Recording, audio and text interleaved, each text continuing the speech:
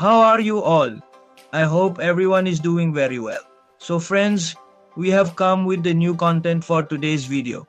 So friends, today's new video content will be about how to turn off antivirus on Windows 11 completely. If you want to turn off your Windows 11 antivirus, we will show you how to turn it off in this video.